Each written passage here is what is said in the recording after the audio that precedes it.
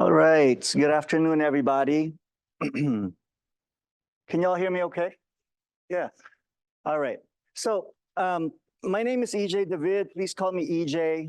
And before I get started here, I just want to thank Dr. Anna Chow for inviting me to share with you all a little bit about my work. And I also want to thank, I guess, the Western Washington Alumni Association, right, for the speaker series and making all of this happen. I really appreciate it. Thank you especially to Anna, because she waited and understood my schedule changes and all that. I had to wait until after basketball season before I can come and do this talk, because basketball season, that's all I can think about when it's happening. So I appreciate it. I appreciate it. Also, all of you, I want to thank all of you for choosing to be here today and spending a little bit of time with me and listening and trying to better understand some of the work that I do. It really feels good to be here in Bellingham, in Western Washington. I was sharing with some folks earlier that although this is my first time here, I've heard so much about this university and this town from so many different people. I do know a lot of Alaskans come to school here. My wife also, when we were younger and we were looking at colleges, she seriously considered coming here, and she fell in love with this place just because it's so beautiful. And she kept telling me how beautiful it was. And so I'm like, well, now I get to see it, and they're all right. It is beautiful over here. So yeah, so it really does feel good to be here. I'm very happy to be here with you all. So as you can see right here with my title, I'm here to talk about, for some reason, my arrows. To click. Oh, okay, got it. Whew, okay, all right. So as you can see from the title of my talk, I'm here to talk about internalized oppression, right, and some of its mental health consequences. But before I do that, though, please allow me to first do some acknowledgments, as I do with every talk. So first, I want to say that I am an immigrant from the Philippines. These are my paternal grandparents when they were married in the 1930s. And although I identify as Filipino, as that is the term that is most familiar to many people, Filipino really is a colonial name. The peoples from the islands now known as the Philippines are very diverse. There are a lot of different ethnic groups. There are a lot of different cultural groups in those islands. And so my people specifically are Kapampangan and Tagalog. I am people of the riverbanks and people of the river. So it is them who I must acknowledge, because really it is them, my ancestors, who are with me here today in front of you. I also must acknowledge my family. My wife is Koyukon Athabascan from the village of Ruby or Tlaologa, from the interior parts of Alaska by the Yukon River. Together we have 4 children. You see 3 of them there: Malakas, Kalayan, Kaluguran, and our most recent one is Tala. And even though you don't see them here with me physically right now, just like my ancestors, they are always with me. I am a reflection of my family, just like I am a reflection of my ancestors. And so my work really that I'm going to share with you all today, and my presentation here today reflects my family's Filipino and Athabascan background and perspectives. I call my children Philibaskans. That's what they are. Yeah, there was a time when I thought about calling them Athapinos, but it sounded too much like an Italian dish, doesn't it? Athapino, so I thought Philibascan sounded better. And then finally, I want to acknowledge that I am joining you all from the traditional lands of the Dena'ina people, the Gayakok, otherwise known as Anchorage, Alaska. It is there where I live, and that's where I work at the University of Alaska, Anchorage. All right, so let's begin. So as I alluded to earlier, I will be sharing with you my work on internalized oppression, or more specifically, internalized racism, which is a specific form of internalized oppression. As many of us know, oppression can come in many forms. Let's see. Oh, I lost it again. Oh, there you go. Oh, it's funny. It's almost like I have double screens. Sorry. But it's just one screen. Yeah. Oh, I keep losing my cursor. Okay. So again, oppression, there's lots of different forms of oppression. There's oppression based on race, which is racism, oppression based on sex is sexism, and so on. Right. So as you can see with, the circles and, the rectangles in this image. Now, when we think about oppression, though, or at least when most people think about oppression, the type that we often think of is oppression based on race, right, or racism. And because of that, and also because I really only have now less than an hour with you all today, I cannot cover all the circles and rectangles and triangles in this image. So my presentation will focus on internalized racial oppression or internalized racism. Okay. Oh, late stars. That's what I'm going to focus on. All right. So first, I want to start with this, like where does internalized racial oppression or internalized oppression more generally fit, right, within the minority stress literature? So this is Myers' minority stress model that is probably familiar to many of you. So this is probably one of the more influential models or frameworks for understanding how oppression can negatively impact people's mental health. So he developed this for LGB individuals back in 2003, right? But it has since been really extended and applied to the experiences of different oppressed groups. Okay, so according to Meyer, oppressed individuals experience additional stressors in addition to the general stressors that we all face, right? That make people who are members of historically oppressed communities more vulnerable or more at risk to experiencing mental health concerns, okay? And so in this model, the green splat is where internalized oppression fits, okay? Now, let's zoom in on that green splat even further, because that's what Hatzenbuehler did in 2009. And there, Hatzenbuehler further elaborated or built on Myers' model to more specifically explain how oppression from the outside, right, gets under the skin, that's Hatzenbuehler's term, to affect our mental health. Okay, and so these are the specific mechanisms through which oppression, can get under our skin and impact our mental health, right? As explicated by Hatzenbuehler. He called this model the integrative mediation framework, specifying that there are group-specific stressors that oppressed groups experience in addition to general psychological stressors, right? And so then there are group-specific processes or mechanisms, right? In addition to general mechanisms. So the green checks there really is where internalized oppression theoretically fits. All right. And then like a few years later, some of my students and I, just put together the existing literature in this area. And, we further built on that framework to say that not only do oppressed peoples have to deal with additional direct stressors, right? They also have to deal with additional indirect or vicarious stressors that can also affect their mental health. And included in those indirect or vicarious stressors is historical oppression, not just the contemporary forms of oppression that many people experience today, okay? And so again, internalized oppression is in the group-specific processes box, right? And so people can internalize the oppression that they directly face in addition to the oppression that, that they indirectly or vicariously face, or the oppression that their peoples, their ancestors, right, have faced for generations. And they can internalize all of those forms of oppression. Okay, so what is internalized oppression? We'll start with this definition from a noted sociologist, Karen Pike. Pike said that internalized oppression is the individual inculcation of the racist stereotypes, values, images, and ideologies perpetuated by the white dominant society about one's social group or one's racial group, leading to feelings of self-doubt, disgust, and disrespect for one's race and or one's self. Okay.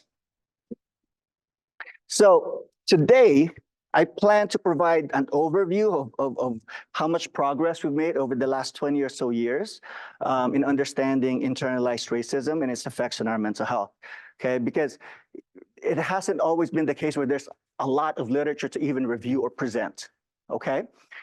So look right here, as much progress as we've made, I'm going to show you that the amount of literature on internalized racism is still lagging behind, the literature on other forms of racism. Okay, so for example, right here, I just did a basic search on PsycInfo. Many of you are probably familiar with that database. And so again, here the term racism revealed almost 13,000 hits, right?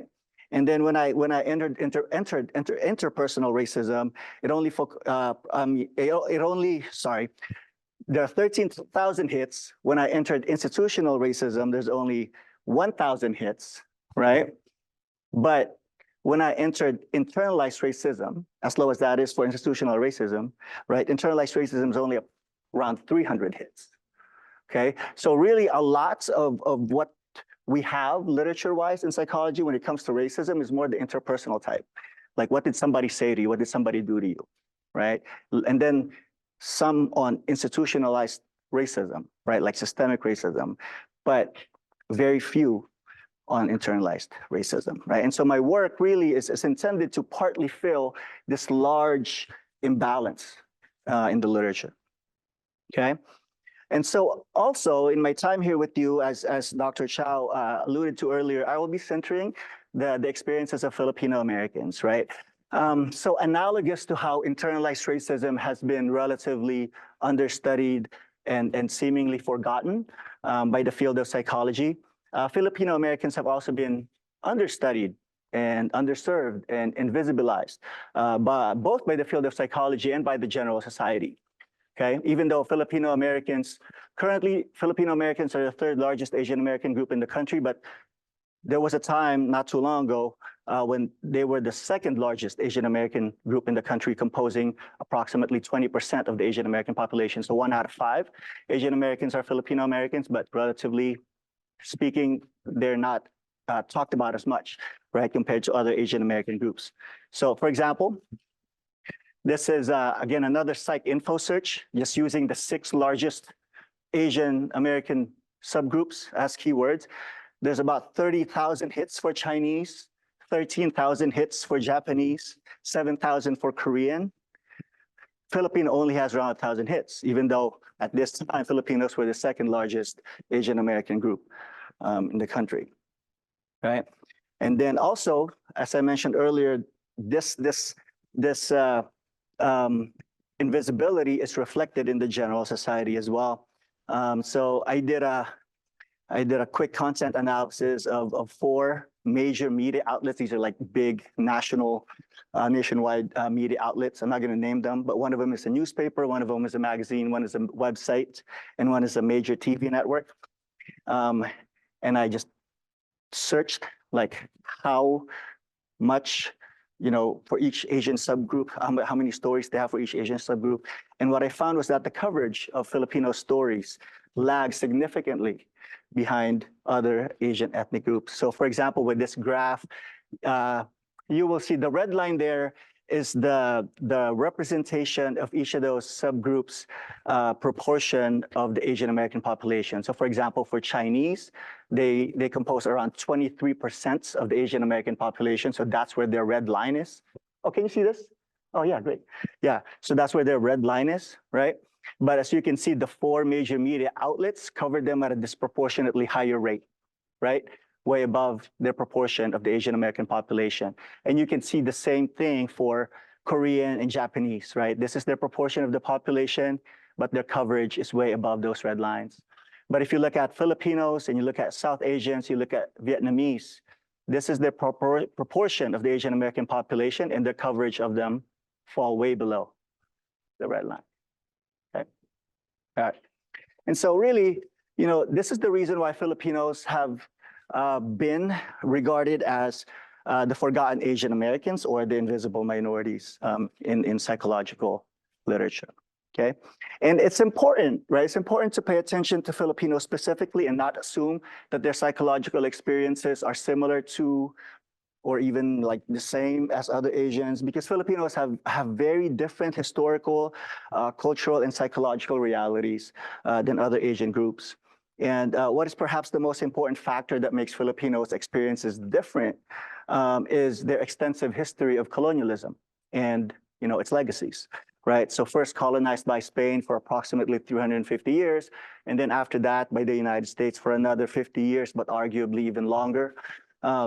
So these colonial experiences, right, and their legacies are further reinforced by neo-colonialism and just modern days, like modern forms of oppression, right? So culturally and psychologically, right, the implications of this colonial past and present is vast.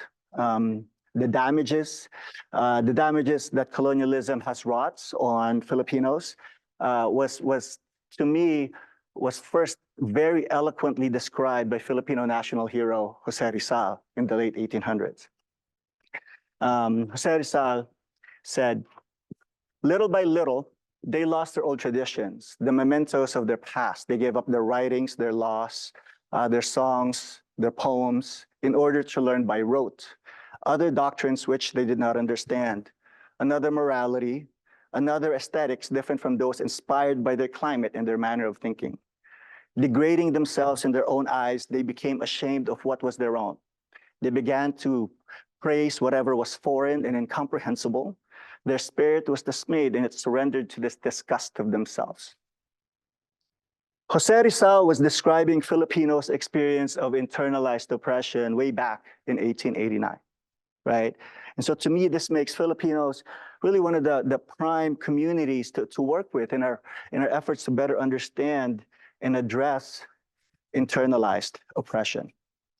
Also, by the way, you will hear me use the term colonial mentality as well. Instead of internalized oppression, so I'll use those terms interchangeably. Please understand that it's the same thing. Colonial mentality is just a more specific form, right? That has its roots in colonialism. All right. And so approximately 50 years later, though, after Jose Rizal wrote this, the post-colonial scholar and psychiatrist Frantz Fanon provided us with what I think the most really influential analysis of the psychological impacts of colonialism. Now, my work has been heavily inspired by Frantz Fanon and his work, right? And if there's one passage from his many writings that pretty much captures my work, it's this one. He said, "For many years to come, we shall be bandaging the countless and sometimes indelible wounds inflicted on our people by the colonialist onslaught. Imperialism leaves behind germs of rot, which we must clinically detect and remove from our land, but from our minds as well." So growing up in the Philippines in the 80s, the 90s, so approximately 40 years after the country was supposedly independent and was supposedly free from the United States, 40 years after it supposedly stopped being a colony, right? I nevertheless was still bombarded by messages that are really remnants of colonialism, okay? The US military bases were still there. The United States had set up the economy so that the education system and the government, all operate in such a way that that our labor, our resources, and our policies still benefited the United States. So it's still very colonial in many ways. I grew up in a country where English is still considered to be an official language, and it is the language used for instruction in schools. Being able to speak English well was considered a sign of intelligence, of higher class. I grew up in a country where skin whitening products were being sold everywhere, and they come in multiple forms, like pills, lotions, soap, bleach, and even IV drips. People who were dark-skinned, non-urban, non-Western, non-Christian, right, and non-English speaking were discriminated against. They were regarded as inferior. And this is in a land that was supposed to be free, independent, and no longer a colony. Okay? And this is why Fanon's words, that colonialism leaves behind germs of rot in our land and in our minds, rings very true to me. Okay, I've seen it and I've felt it firsthand. Even my name, EJ, stands for Eric John. My mom had a huge crush on Eric Estrada. If you're old enough to know the Chips TV show, California Highway Patrol, Eric Estrada is one of the highway cops riding a motorcycle. My mom had a huge crush on him. And so she decided to name me after him. So that's the Hollywood part of my colonial history. John was named after Pope John Paul II. My mom is also very Catholic, which is a reflection of Spanish colonialism on my people. So my name literally represents my colonial history and my present, okay? And I struggled with internalized suppression growing up, and in many ways, I still struggle with internalized suppression today, despite the fact that I've studied about this and written about this, and I've spoken about this for a very, very long time now. And so my interest in this phenomenon was really, first initially driven by my desire to better understand myself better and understand, the people that I love and care about better, right? But then very quickly, I learned that I'm not even unique and my people are not even unique in our experiences of colonial mentality or internalized suppression. And so, my me search quickly became we search, right? So here's an example of how widespread this is, okay? The World Health Organization released a report about the use of skin whitening products, and they found that 25% of people in Mali, 77% of people in Nigeria, 27% of people in Senegal, 35% of people in South Africa, 59% of people in Togo use skin whitening products on a regular basis. Also, 40% of women in China, Malaysia, the Philippines, and Korea admit to using skin whitening products. This is also a huge problem in India, in Mexico, the Dominican Republic, and many other Asian, Latin American, and African countries, right? So essentially, skin whitening products, right? And the use of skin whitening products is a huge problem. It's a huge issue in the non-white world. And so white supremacy and the internalization of white supremacy is a worldwide problem, okay? So like I said earlier, this research that initially was me search, it quickly became we search.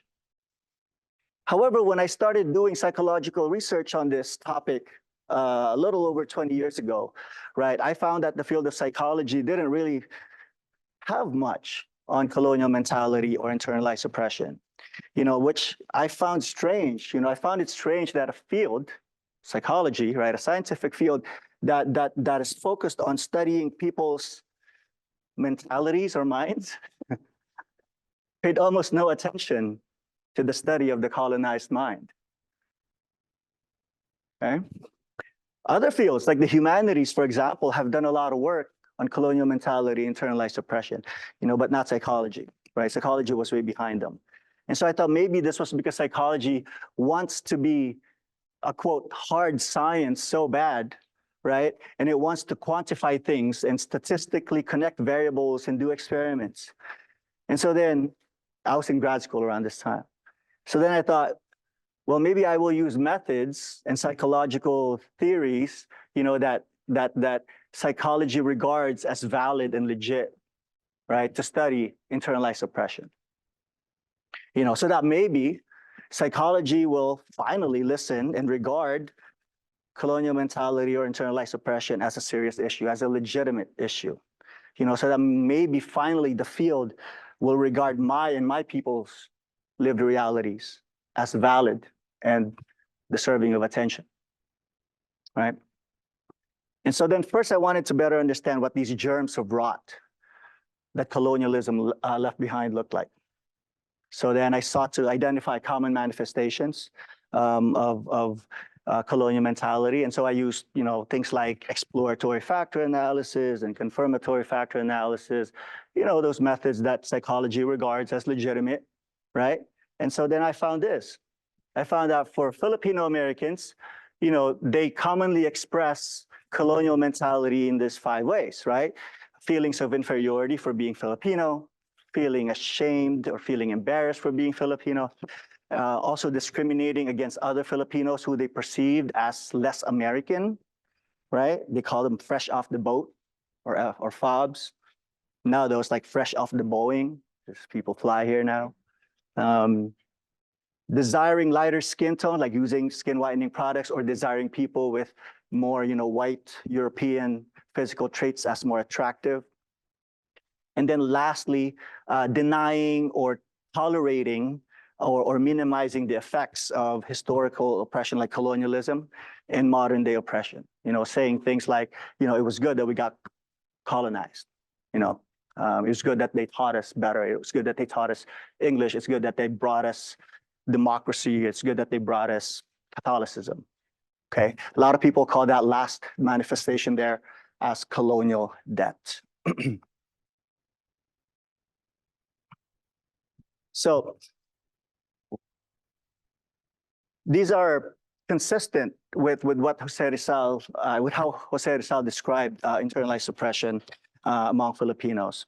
I also found that approximately, in this initial study, approximately 30% of Filipino Americans admit to experiencing at least one of these 5 manifestations of colonial mentality, right? So now the colonial mentality scale, which is the one that I developed here, is self-report, right? And so maybe other folks just aren't ready to admit, that they have some level of colonial mentality.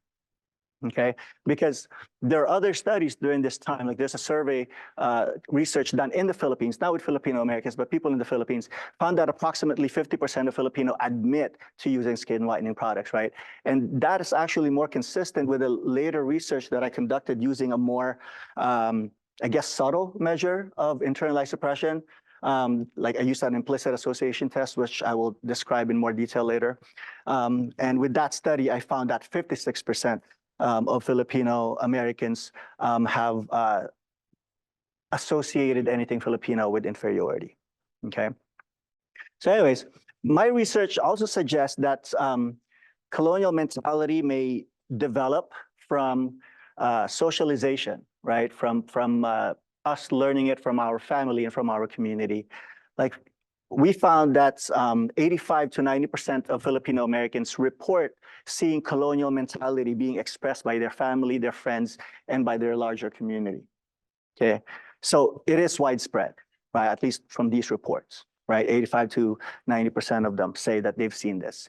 They might not admit that they have it, but 85 to 90% of them admit that they've seen it. Okay. Also, these reports are correlated with higher levels of colonial mentality among the participants as well. Okay. And also, experiences of racism is related to higher levels of colonial mentality too. So colonial mentality can develop from familial and community socialization as well as continued experiences of oppression. Since then, other studies with other peoples with colonial history, such as people from Ghana, Asian Indians, the Chamorro people of Guam, Puerto Ricans, have found similar findings regarding these common manifestations of colonial mentality. So for example, colonial mentality among people in Ghana reflected 4 factors that you see there. 3 of the factors were identical to the ones I found for Filipino Americans, with the other 2 factors combining into 1. That's why they only have 4 instead of 5. And then my colleagues and I found that colonial mentality among Puerto Ricans is best captured with a 3-factor solution, as you can see there, but again, overlapping a lot with what I found for Filipino Americans. Same thing with, a recent study with Asian Indians. Actually, there was a study with Asian Indians. They found 5 factors that, completely match up with what I found with the Filipino American sample. And then very recently, my student and I found 4 factors fit a Chamorro sample pretty well as well. And that one is still under review, as you can see right there. Studies also suggest that colonial mentality is pretty common, among these communities right here, right? So for Asian Indians, they found like 32% of their participants endorsed at least one of the colonial mentality manifestations. Among the Chamorro people, it's 25%, so 1 out of 4. The largest sample prevalence of colonial mentality reported was among people in Ghana. They found 45% endorsing at least some form of colonial mentality, right? So drawing from these studies that I've described here so far, colonial mentality seems to be manifested similarly, right, and has been found to be quite prevalent across different groups with, histories of colonialism. So now, after gaining, a better understanding of what these germs of rot looks like and how common they are, the second aspect of this work that I want to share with you all pertains to the part of Fanon's quotes, where he said, we must clinically detect these germs of rot, okay? So the CMS, the colonial mentality scale, is a good first step, but as I mentioned earlier, it's self-report, right? There's a lot of issues, a lot of limitations that come with self-report. People can easily not admit to having those attitudes or harboring, those attitudes, or feeling of shame and embarrassment for their heritage. And also, in an earlier paper, my mentor and I theorized colonial mentality to have like an automatic component to it, like potentially like a more subtle component to it, right? And so I wanted to test that as well, right? Like there might be like a component of colonial mentality that is a little bit more difficult to detect using these self-report measures. So I needed to develop a measure, right? A method to more, I guess, to better capture, right, this more subtle component of internalized oppression, right? A component that might be less blatant, maybe less conscious, less intentional, perhaps even automatic, okay? So the research question was, can colonial mentality or internalized oppression exist and operate within us, even when we don't want it to? Can it exist and operate within us outside of our awareness, intention, or control? Okay, like I said earlier, I've been talking about this for many years, and I still struggle with it. Okay, is it that deep? Okay, and so to test this, I did some experiments. So first, I used a basic word completion task just to see if a colonial mentality consistent cognitive system can be activated. So I recruited a sample of Filipino Americans, and then I randomly assigned them into 2 groups. Okay, so 2 conditions. So one condition, half of the participants were assigned to the American condition where they completed these words. So as you can see, it's supposed to be easy, right? Because the goal is to not make them make mistakes. The goal is to activate the American part of their mind. Following me so far? Their American cognitive network, okay? The other half of my participants, right? The other half of my sample were assigned to the Filipino culture condition, and they had to complete those words, okay? So it's the same thing, right? I'm just trying to activate the Filipino cognitive system. So as you will notice, the last word for both conditions is the same, okay? So the hypothesis is that if Filipino Americans have internalized the oppression that they've faced, more people in the American condition will say superior to the last word than people in the Filipino condition, and more people in the Filipino condition will say inferior to the last word than people in the American condition. Okay? So that's the hypothesis. And of course, I wouldn't be presenting this if that's not what I found. So here's what I found. So first, let's focus on this. Ignore other. You know why? Because some people said exterior, interior, ulterior, right? So it didn't work for them. But they're few. So let's just ignore them for now. Let's just focus on the superior and inferior responses.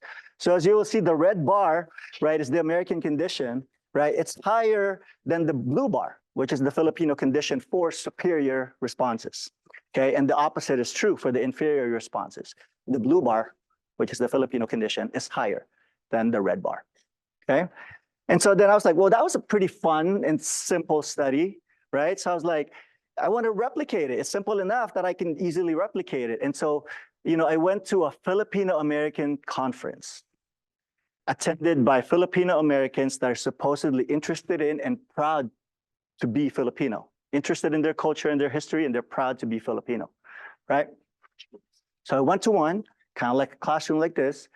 And then as people were coming in, waiting for people to come in, take their seats, I decided to do this study real quick. Just randomly gave them pieces of paper. One is Filipino, one is the American condition. And of course, there's consent. They knew I was doing a study. And the interesting thing is that I found the same effect and even slightly stronger, okay? So what these two simple studies tell us or suggests is that a colonial mentality consistent cognitive system may exist, right? And that it may be activated using common social cognition methods, like word completion tasks, okay? So that was pretty cool. And, but as cool as this is, though, it is still very limited. As some of you might already be thinking, this method right here can only capture one component of internalized suppression, right? It can capture either the Filipino inferior component or the American superior component, but not both. You following me so far? Like, what if people regard both of them as superior or both of them as inferior? You know what I'm saying? But that was not allowed by this method, right? So that's a main limitation of this method. And so then I decided to do an implicit association test.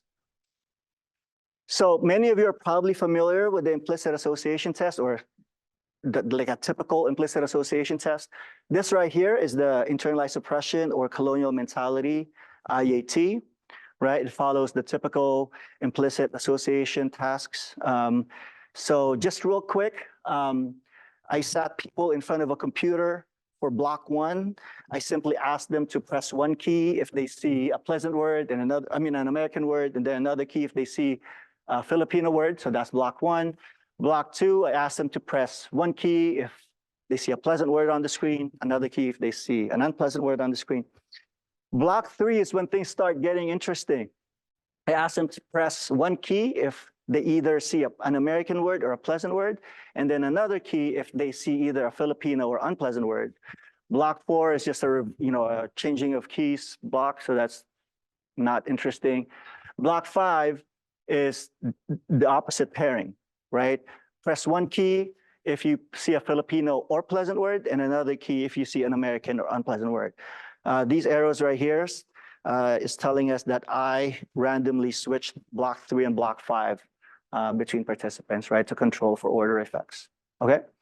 All right, so the hypothesis is if colonial mentality or internalized suppression, if it can operate automatically, right, then participants will have faster reaction times and commit fewer mistakes during block three, or when the task is block three, when pleasant is paired with American and unpleasant is paired with Filipino, than with block five, okay? In other words, they will find the block three task easier than the block five task, okay? So they will have fewer mistakes and they will be faster. Their reaction times will be faster for block three.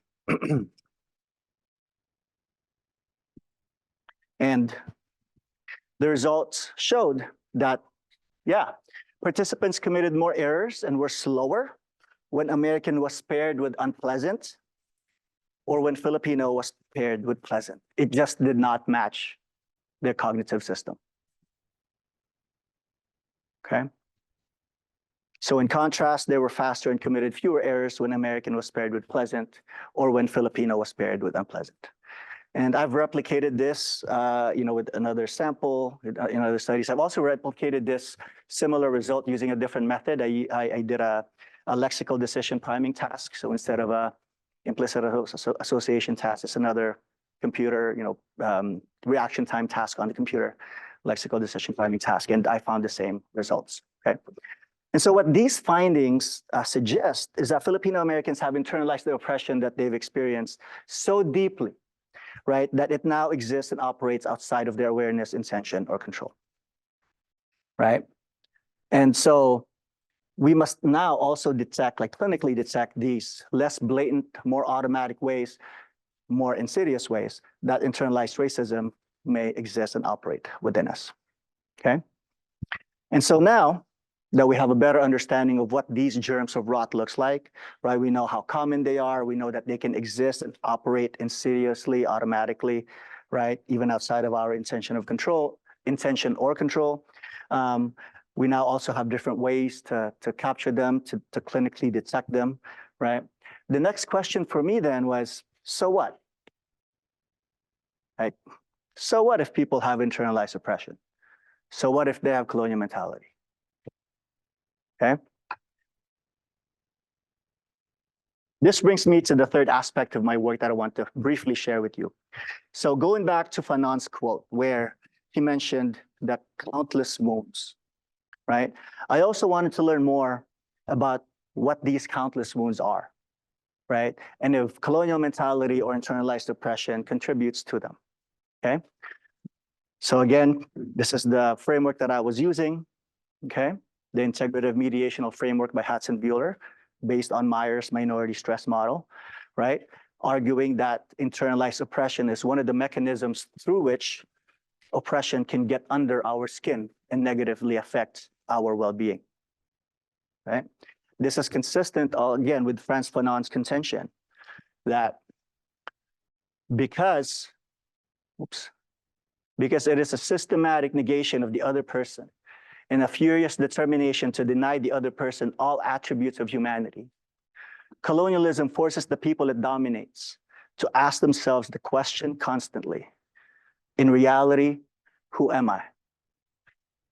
So according to Fanon, one of colonialism's many damages is that it leaves the colonized in this perpetual identity crisis, which is a highly distressing state, right? That can lead to many mental health concerns. And so again, I conducted a series of studies, and other people did as well. And there's now empirical evidence showing that colonial mentality is related to lower levels of self-esteem and lower levels of life satisfaction. I also found that colonial mentality is related to more depression symptoms. Other studies have found colonial mentality to be related to more anxiety symptoms and even to body dissatisfaction. Colonial mentality's relationships with these mental health and well-being variables have been found for other communities as well, like among Puerto Ricans, among people in Ghana, the Chamorro people of Guam, and Asian Indians, okay? Also, some studies have found that colonial mentality is related to lower rates of mental health help seeking. So now if you put all this together, right, this is really concerning because if you put these findings together, high levels of distress, low levels of self-esteem, right, low levels of life satisfaction, more depression symptoms, more anxiety symptoms, but very low rates of mental health help seeking, then what we are left with is a lot of people with unmet mental health needs. Okay.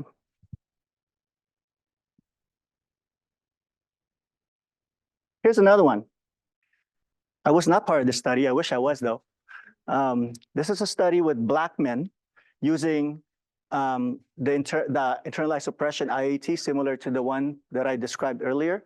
They found that internalized oppression was significantly related to shorter leukocyte telomere length, or LTL, even after controlling for like age, socioeconomic status, and other health-related characteristics.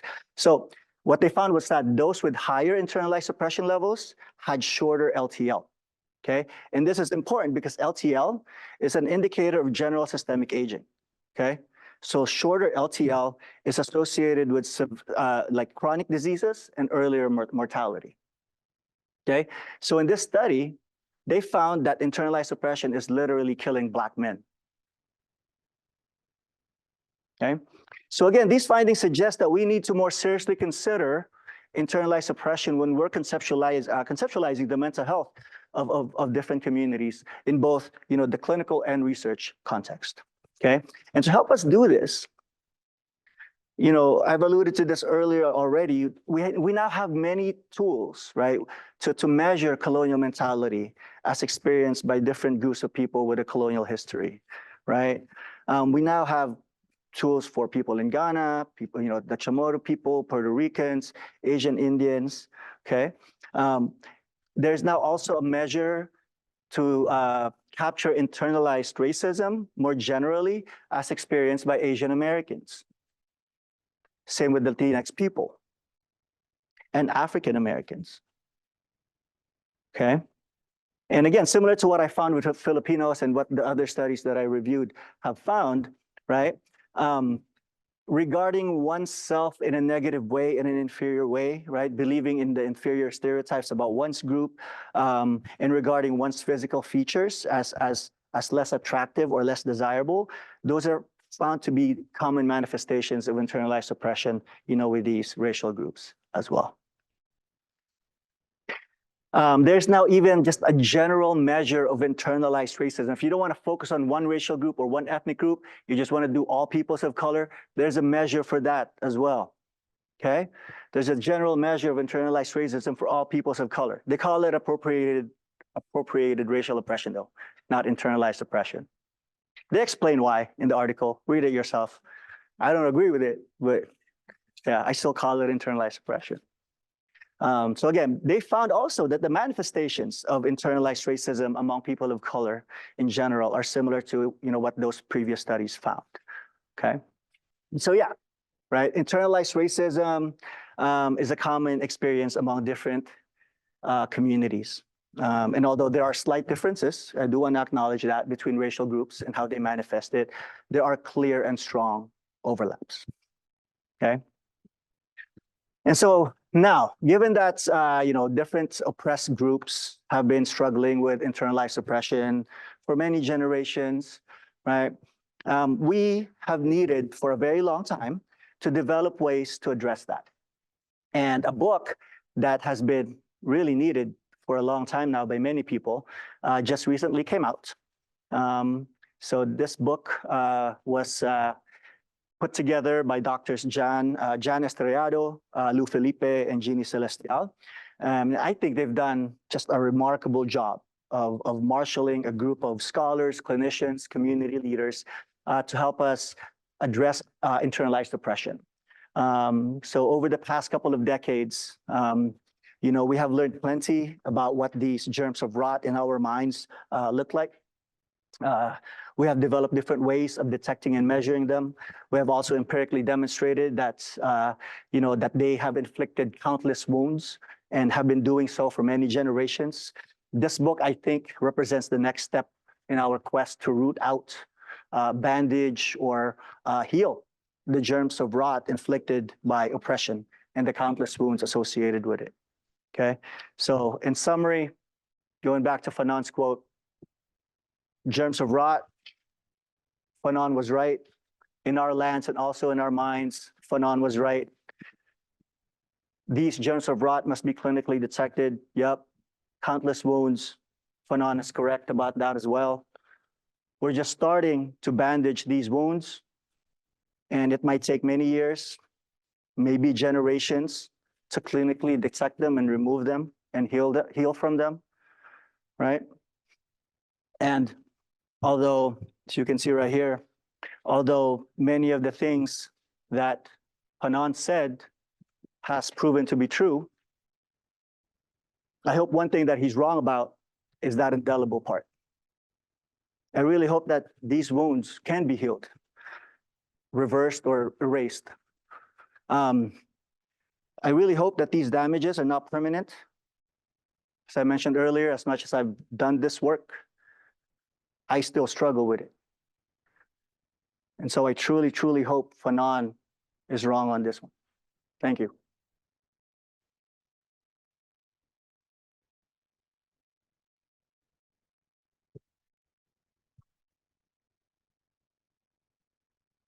Thank you very much, DJ. We're at time, so I'm sure some of us want to go. Let's take a couple questions for people that can stick around. It's about 5 minutes. Sure. Yeah.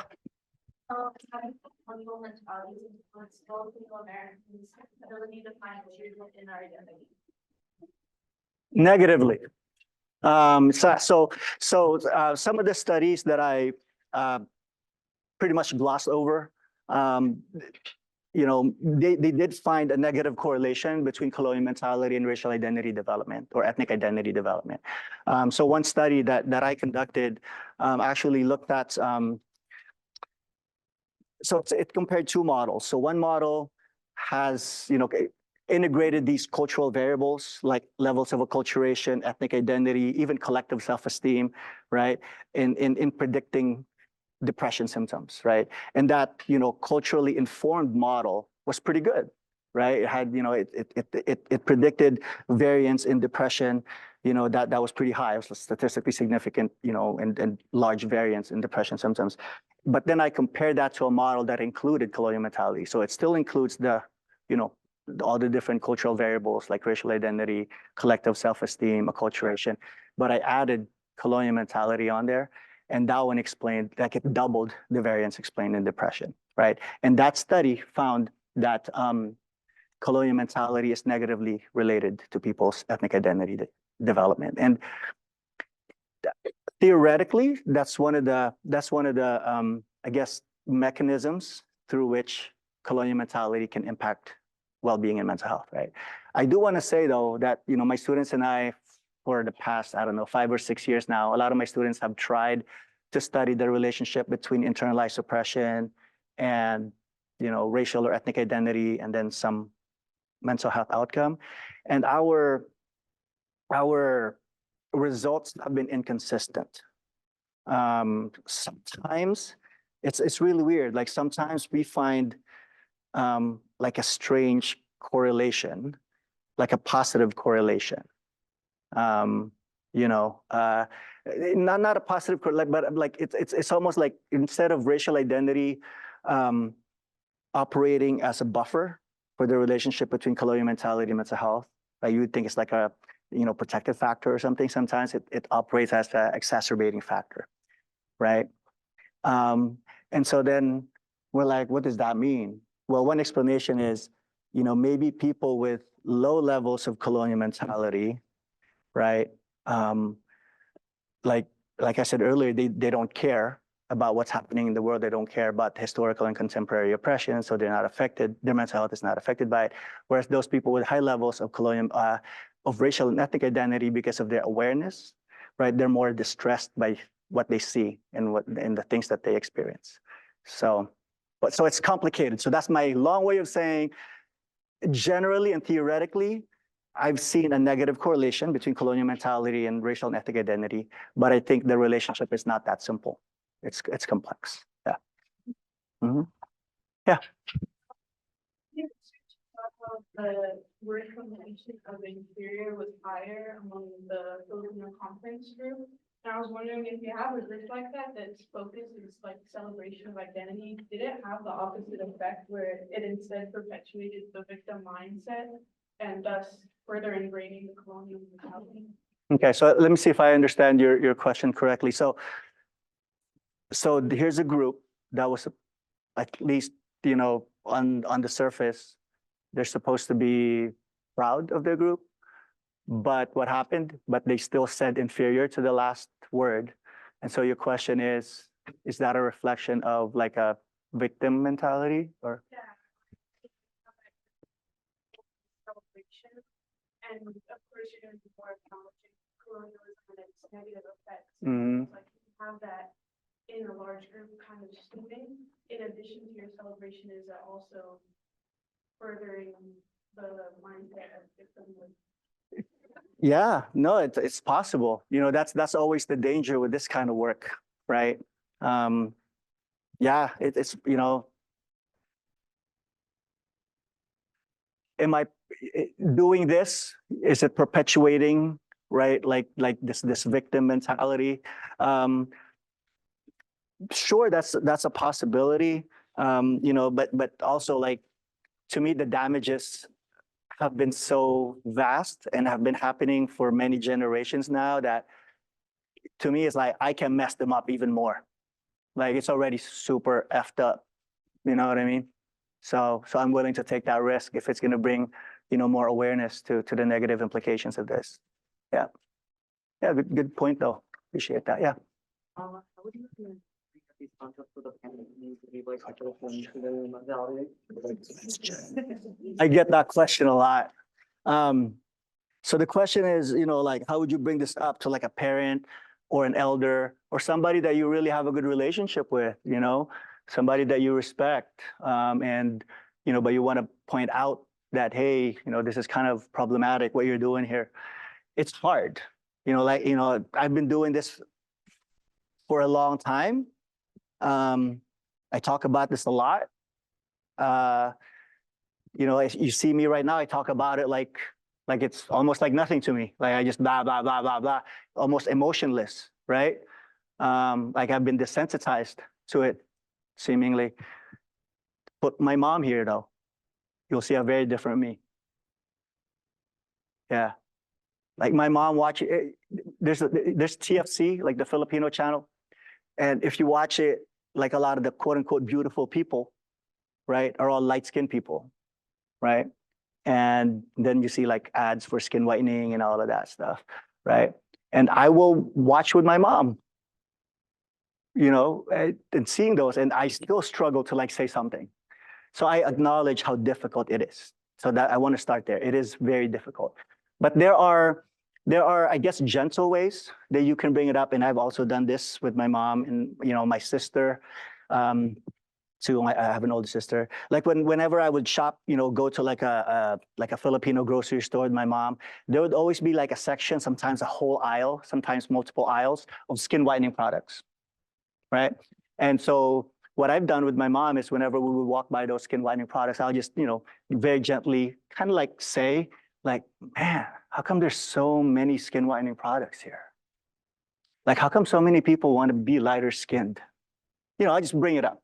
Like it's not confrontative because I'm not ready to do that to my mom, but at least she knows, you know, that I'm asking questions and it's bothering me. And if she hasn't thought about it yet, hopefully she'll start thinking about it now. Same thing with my sister. I mentioned my older sister. When I was around 12 years old and I developed my first crush ever on this neighborhood girl, I was still living in the Philippines at this time, right? So the Philippines, tropical island country, the sun is out all the time, most of the day, every day, all year round. I remember running home. My sister is like 6 years older than me.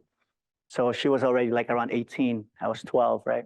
I remember running home to my sister and just like, you know, expressing myself to my sister, like, yeah, I really like so-and-so, you know? And that took a lot, you know, for a 12-year-old boy to like open up to his older sister like that. You know, and my sister was like, oh, well, here's what you need to do. Okay. You need to go into the bathroom and go look into the medicine cabinet and you need to start bleaching your skin so that she'll start, you know, seeing you as more attractive. And you also need to stop playing outside, staying out in the sun too much so that you don't get any darker. Right. So my sister was well-intentioned. Right. But that's also how she was socialized. You see what I mean? And today, I bring that story up a lot. I've included it in my books. My sister has read my books, right? But she and I have never talked about it directly. So, you know, so there are cultural things, right? Like confrontation that might be difficult to do, right? But you can find ways to like indirectly convey your message or convey your point, convey your feelings, you know, to your loved ones. That's what I've done. Yeah. Thank you for answering that, for asking that question. Let's do one more question. See your hand in the back there. I just wanted to know if you've seen research or, I know right now we didn't have time to explore all the other isms, how intersections of internalized queerness Mm-hmm. and basically racial oppression Yeah. plays a role because of Puritan laws created by colonial rule and a lot of non-white countries were pretty queer until those laws got. Yeah. No, that's a great point and an excellent question, because that is the reality, right? Intersectionality is reality. That's just, how the world is. So quick answer to your question, because we're running out of time. There is a growing body of literature looking at the intersectionality of, all of these things, racism, sexism, and now there is, I think, not a whole lot yet, but some studies looking at intersecting internalized ism. So it's not just, racism intersecting with sexism, intersecting with heterosexism.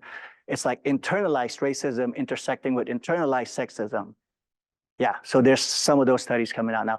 And one study, there's not a lot, but one study that I can remember from the top of my head looked at the intersection of internalized sexism and internalized racism, I believe among Black women.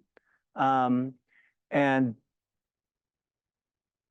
I'm just going to stop there because I cannot remember. I don't want to like misrepresent their findings because I cannot remember it. But there are studies out there that are beginning to look at it. Yeah. Mm-hmm. Okay, I wish we could go on, but I want to respect people's time. So thank you so much. Thank you all for the coming. Presentation. Thank you to the Alumni Association for hosting tonight. Please stick around if you can, and if you cannot, please at least grab a dessert on your way out. All right, thank you all.